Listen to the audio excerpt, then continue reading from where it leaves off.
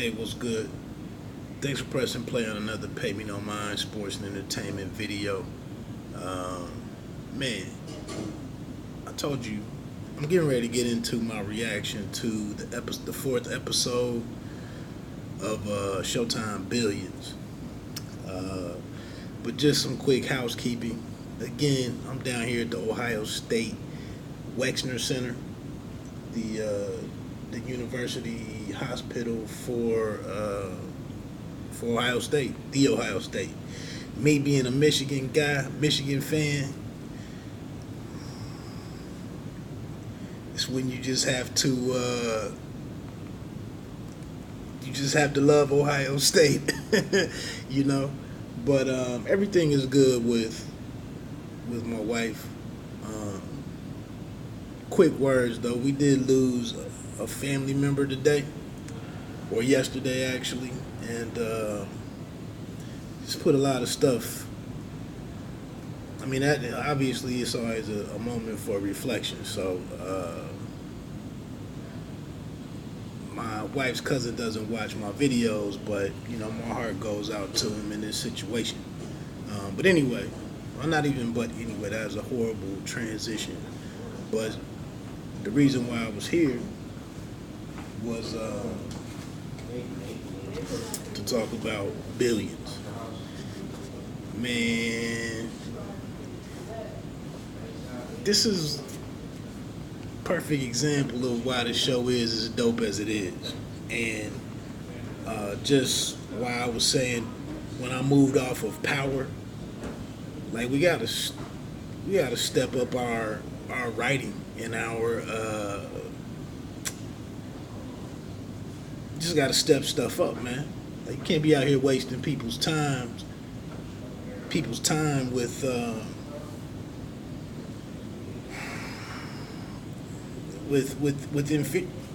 inferior writing. And this one cat on Twitter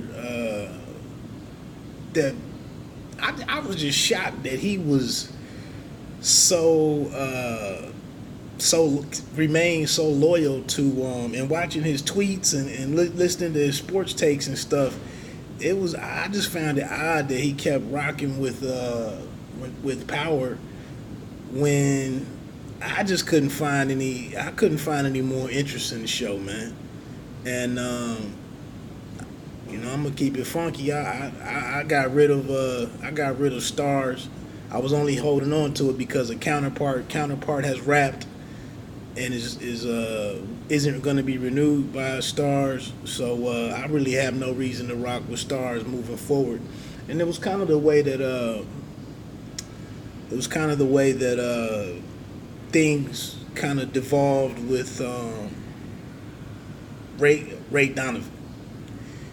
Just it was the same old same every season. The fixes became so mundane and simplistic, and it was just an insult. And so looking over here at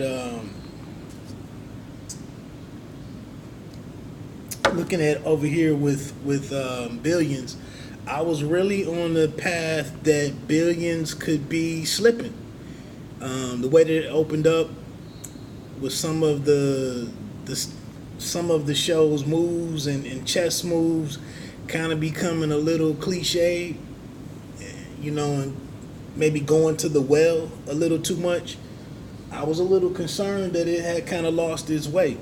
But tonight's episode, number 4, is something window, the title. And I could have got my wife's iPad before I came down here so I could know what I'm talking about in detail.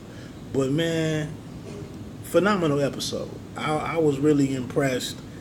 It is a little far-fetched that, a guy running for office could go out and make an announcement such as what Chuck Rhodes did, and coming clean about his sexual, his bedroom, what goes on in his bedroom.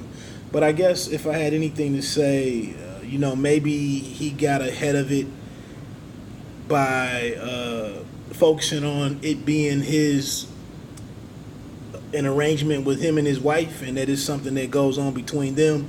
versus Foley talking about the mistress or the dominatrix or whatever her name is, with them not being able to break the story that he actually had this, or this is where that it happens over here with this S&M mistress or whatever she was. I can't even think of her name right now. So maybe because Foley couldn't run it out there in that way, and Chuck made it a personal thing, something that's accepted in his marriage, maybe it can halfway play, as being believable. But anyway, where Billions flourishes and where it excels is the speech that he gave, that Chuck gave. Again, we had several different references or mentions, pop culture or metaphors that we just, it's a staple part of an episode of Billions. But just a great episode, man. I wish I didn't write any notes. I watched it on my phone because, like I said, I'm here at the hospital. But the ending, the showdown between Bobby and Grigor, John Malkovich, and to having to totally take all the power away from Grigor, and the attack, earlier in the show, Grigor getting involved in Axe Capital's, software and computer system, and disrupting everything. And the whole setup of that, with the information coming in that something was getting ready to happen, and that there was somebody gives Bobby the heads up that to get out of this, or something is getting ready to mess with the natural gas industry for some amount of time, indefinite amount of time, but you need to make a play to lessen the blow or the impact,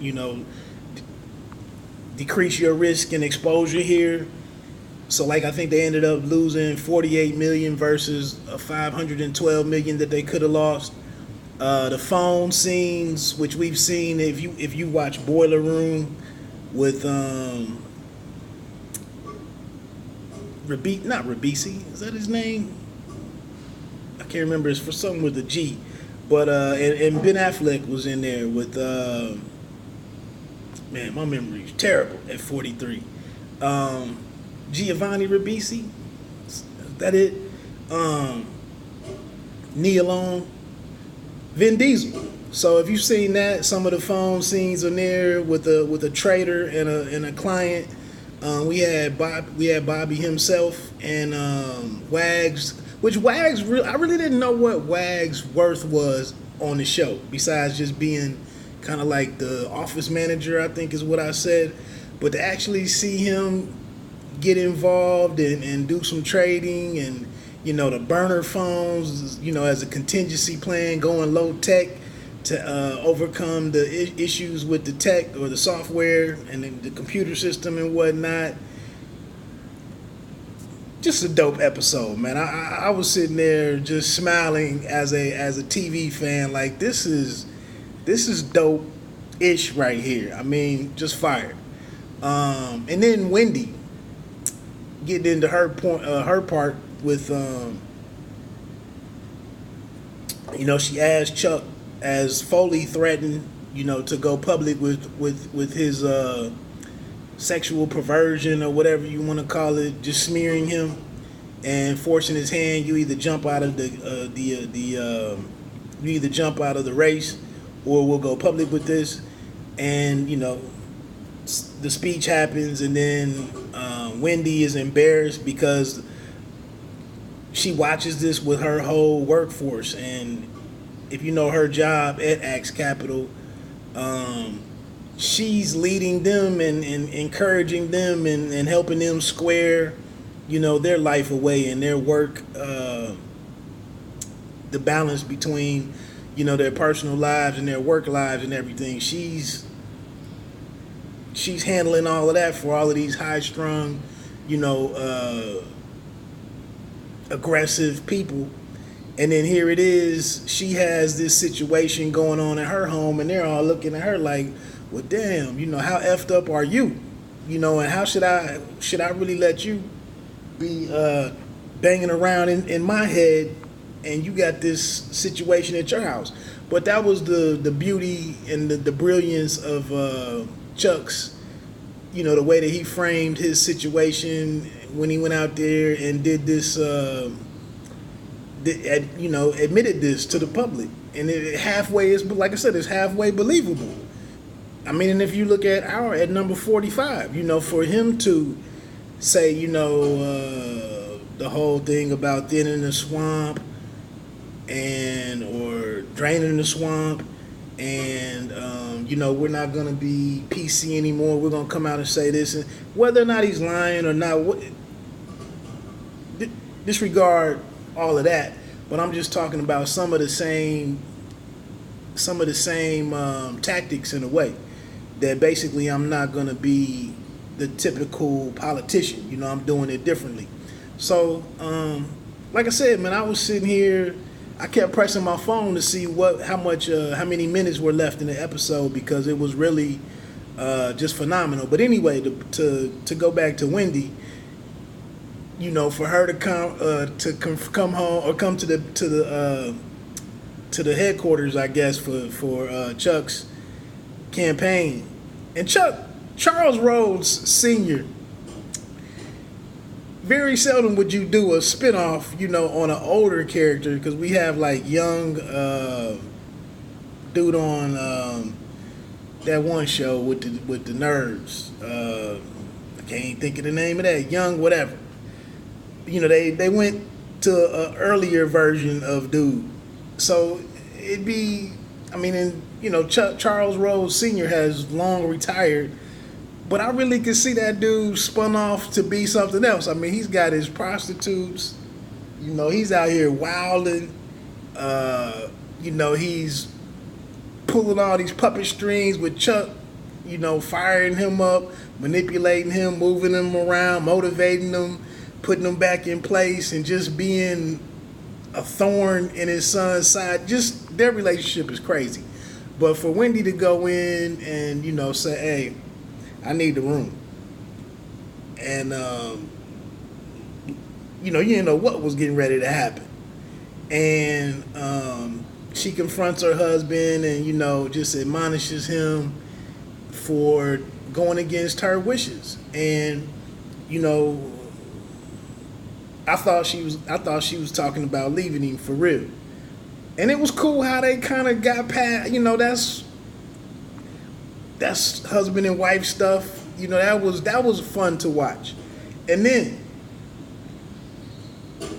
when Taylor, Taylor and Wendy had a pretty good relationship in season 3, and Taylor tries to call and extend an olive branch, and somebody who's dealt with struggling with identity and wanting to be accepted, and not wanting to be the same person she is at home as she is on the street and in the office. Want those all three to be aligned, and now out there in the world and pushing people to use her preferred pronouns and all of that stuff, and being respected. Damn, it's hard to have a conversation with Taylor. She is intense, but they are intense. I'm sorry. That was dope too when Mafi said something about the people when he was leaving the office. I can't remember what the exact line was, but anyway, for Taylor to try to call and step outside of the office for a minute and really be a friend, and to really be a shoulder in a vulnerable moment for Wendy, for the way that Wendy just like, yeah, I'm down, but bitch, we ain't cool. That was dope. Like I said, just a lot of highlights in this episode, man. I might even go back in here and watch it again since I can't sleep tonight. But I just that was dope. Not a whole lot of Taylor tonight. They did some things when the attack was going on from Grigor.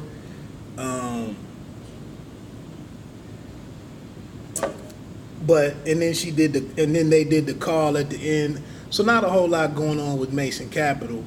But like I said, getting back to the closing scene with Axe, coming to the airport, to the private jet with Grigor and his family. And then Cantu, I guess Rebecca, I think Cantu was back in this episode, and she went to work and pulled off something, made a major play for Axe. That was pretty dope. I don't know where I am with her. I mean, I don't know where I am with her as a character.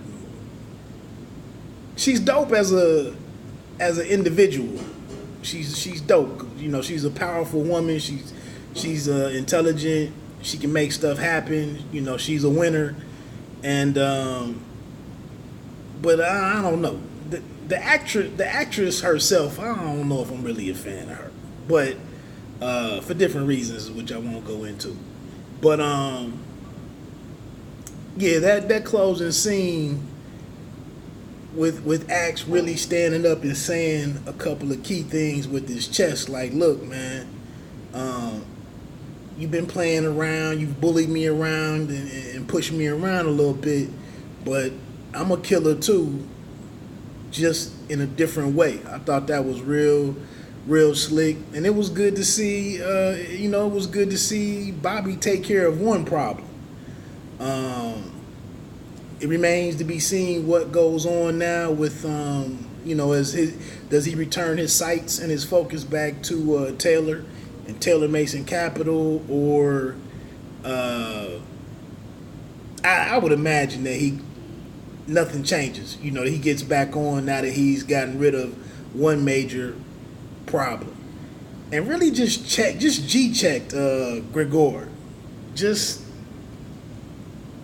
like I said, this episode was probably one of my favorite, maybe a top 3 in the whole series. I mean, if any newcomers, have been checking out the last couple episodes and then ran into this one, you really had to see why Billions is dope. Even from the beginning of the show, just coming in with the no real music, no real theme music. It's just this view zooming in on that part of, what is that, Manhattan? And then with the little synthesizer, it's almost like a snippet of Stranger Things or something, the music for that. But it just lets you know, like, and dives right in. Like, we're not here for all the frills and stuff. Like I said, man, I was pumped about this episode. Phenomenal. So, again, man, like I said, I'm just here rambling a little bit. Stuck in a hospital all night, and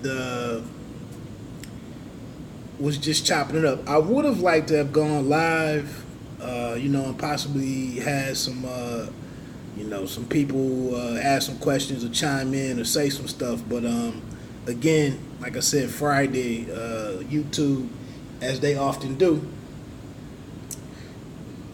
sent me a message and said you're not eligible to the live stream and broadcast mobilely or mobile, whatever the word is. You're not eligible to do a mobile broadcast, and I really struggle to understand why you gotta F with me because I don't have 1,000 subscribers. Maybe they can justify with you're eating up our whatever it takes to make the live chat happen. Like, if we don't have to spend or use those resources on you small guys, that's it. But otherwise, what difference does it make? But it is what it is. Hey, look, man. Like I said, sorry. I ain't even sorry. Hey, things happen. Life happens. And you didn't have to, it wasn't no gun to your head to stay here and watch the whole thing anyway, but I appreciate it if you did. And it's dope if you're a fan of a show like Billions. and you want to check out the channel for updates on it, that's cool. Again, please hit that subscribe button, hit the like button, leave me a comment or anything, and I'll respond and we'll chop it up about it. And that's that, man. Like I said, I might go up here and watch that episode again and dig into something that I probably missed. But one thing, just the last, it's kind of sad to see a formidable character like Grigor leave. Like, this is almost like Stringer Bell leaving, from departing from The Wire. Like, is he really gone?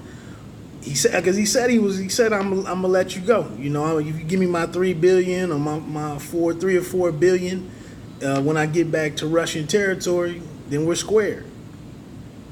But you would have to think that Grigor doesn't like to be beaten or outmatched. Oh, and I'm sorry, I'd be remiss if I didn't speak on the whole, another boxing reference. I wish I could get a question in with Steven Espinosa about the VP over there at Showtime. We talked about billions when I got a chance to interview him down in Cincinnati. But the whole reference with Michael Spinks and Wepner, I think it's Charles Wepner, Charlie Wepner. That was dope.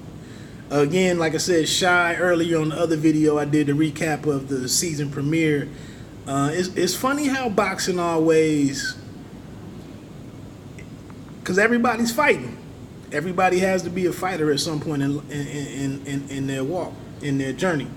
So boxing is always, a quick go-to for a reference. But that was it. Thanks for checking out the video, and like I said, hit the like button, leave a comment, and until next time.